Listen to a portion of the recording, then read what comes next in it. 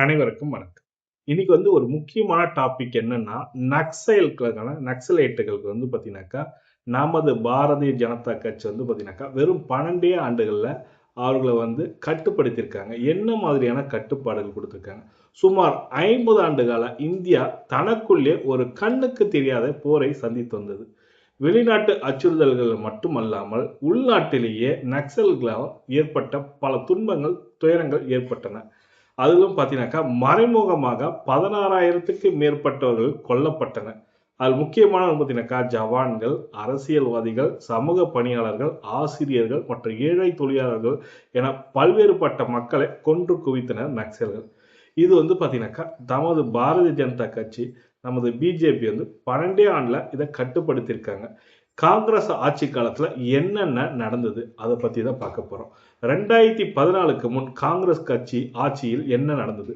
பயங்கரவாதி மீது அனுதாபம் காட்டியது. என்ன அனுதாபம் காட்டினா, நமது ஜவான்கள் காடுகள் ரத்தம் சிந்தி போராடும் போது காங்கிரஸ் ஆயுதம் ஏந்திய மாவோயிஸ்டுகள் வழி தவறிய இளைஞர்கள் என்று அழைக்கப்பட்டன. பல்கலைக்கழகங்களில் கருத்தரங்கங்களில் அவர்களை பேச வைக்கப்பட்டது சொல்லியிருக்காங்க.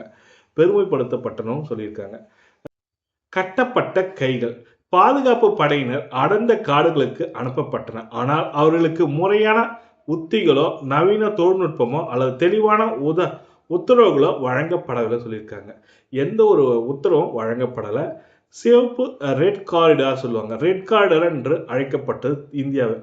பல மாவட்டங்களில் இருளில் வைக்கப்பட்டன. நக்சல்கள் சாலைகள், மின்சாரம், மருத்துவமனைகள், பள்ளிகளை தடுத்தன. பல ஆண்டுகளாக பழங்குடியினர்களுக்கு வாக்களிக்கும் உரிமையை கூட வழங்கப்பட முடியவில்லை. அதனால்தான் இந்த நக்சல்களை நமது பாரதிய ஜனதா கட்சி ஆட்சிக்கு ஏற்ற பிறகு 2014க்கு பின் அசைக்க முடியாத அரசியல் உறுதித்தன்மை நமது பாரத பிரதமர் திரு நரேந்திர மோடி ஐயா அவர்கள் பார்த்தீங்கன்னாக்கா விதியை மாற்றினார். வன்முறையை பேச்சுவார்த்தை ஒன்றாக பணிக்க முடியாது, பயங்கரவாதிகளுக்கு இனியும் மன்னிப்பு கிடையாதுன்னு சொல்லி நமது பாரத பிரதமர் சூளுரைத்தார். அதை போலவே தலை சிறந்த வியோகமும் அமைத்தார்கள். அதில் பார்த்தீங்கன்னாக்கா சனாதனம் அதன்னு சொல்லி உள்துறை அமைச்சர் அமித்ஷா சமாதான் என்ற கொள்கையை அறிமுகப்படுத்தினார். முதன்முறையாக பாதுகாப்பு படைக்கு ஒரு காலக்கெடு வழங்கப்பட்டது. பயங்கரவாதிகளுக்கு 2 வழிகள் மட்டுமே வைக்கப்பட்டன. ஒன்று சரண் அடை அல்லது ஒழிக்கப்படு அப்படின்னு சொல்லியிருந்தாங்க. நக்சல்களுக்கு சரணடை அல்லது ஒழிக்கப்படும் சொல்லிட்டு ஒரு கட்டளை இட்டாரு அமித்ஷா அவர்கள். வேட்டையாடப்பட்டார்கள், பலிகடாக்கள் அல்ல. நமது எல்லை கோப்ரா, கமாண்டோ மற்றும் டிஆர்ஜி ஜவான்கள், ட்ரோன்கள், நைட் விஷன் கருவிகள் மற்றும் வலுவான முகாம்கள் வழங்கப்பட்டன. பாரதத்தின் ஒவ்வொரு அங்குலத்தையும் மீட்டெடுக்க அவர்களுக்கு முழு அரசியல் அதிகாரமும் வழங்கப்பட்டது அவர்களுக்கு. விளைவில் இதற்கு என்ன தீர்வு கருதப்பட்டனாக்கா, அதுல பாத்தீங்கன்னாக்கா நமது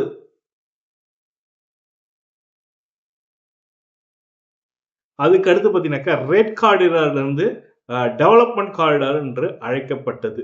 அதாவது வளர்ச்சி அடைந்த பாரதத்தை நோக்கி மக்கள். நக்சல் மாவட்டங்கள் 2013 பாத்தீங்கன்னாக்கா 126க்காக இருந்த நக்சல் பாதிப்புள்ளான மாவட்டங்கள் இன்று வெறும் 10க்கு குறைவான நக்சல்கள் உள்ளன. வன்முறை சரிவு பார்த்தீங்கன்னாக்கா சம்பவங்கள் 77% குறைந்துள்ளன. உயிரிழப்புகள் 90% குறைந்துள்ளன. வளர்ச்சியில் பார்த்தீங்கன்னாக்கா ஒரு காலத்தில் கன்னிவெடிகள் புதைக்கப்பட்ட இடங்களில் இன்று சாலைகள், செல்போன் கோபுரங்கள் உள்ளன. நக்சல் நீதிமன்றங்கள் இருந்த இடத்தில் இப்போது ஏகலைவ பள்ளிகள் போன்றவற்றை நிறுவப்பட்டுள்ளன. நமது பாரத பிரதமர் நிறுவியுள்ளார். மீட்கப்பட்ட ஜனநாயகம். வாக்குச்சாவடிகளை பார்த்திராத கிராம மக்கள் இப்போது சாதாரணமாக வாக்குச்சாவடிகளுக்கு சென்று வாக்களிக்கின்றனர். இதெல்லாம் பெரும் திட்டம் தான் சொல்லியிருக்காங்க.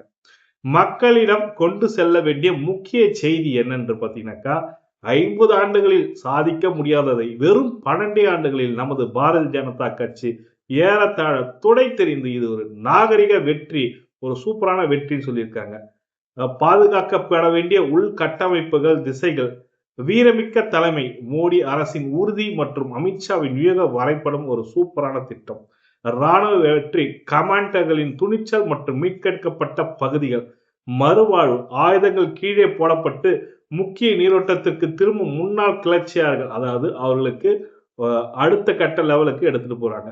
உரிமைகள், சாலைகள், பள்ளிகள், இணைய வசதி மற்றும் வாக்களிக்க உரிமை மீட்டெடுப்பு போன்றவற்றை கொடுத்திருக்கின்றன. அரசியல் ஒப்பீடு பார்த்தீங்கன்னாக்கா பாரதிய ஜனதாவோட அதாவது பாரதிய ஜனதா கட்சி பெரும் செல்வாக்குடன் வெற்றி பெற்று பல மாநிலங்களில் ஆட்சியை கைப்பற்றிருக்கிறது. இந்த தகவலை நமது தமிழக மக்களிடம் சென்றடைய வேண்டும். இது அனைவருக்கும் ஷேர் செய்யுங்கள். கண்டிப்பாக ஒரு நல்ல பதிவாக அடுத்த வீடியோவில் சந்திப்போம். நன்றி.